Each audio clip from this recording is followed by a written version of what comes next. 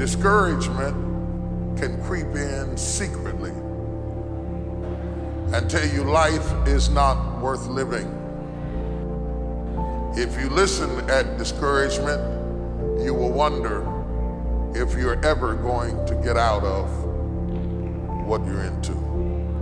There are moments that try the human soul so violently and so perplexing that if the truth were told, all of us have had moments that we wanted to throw up our hands and walk away.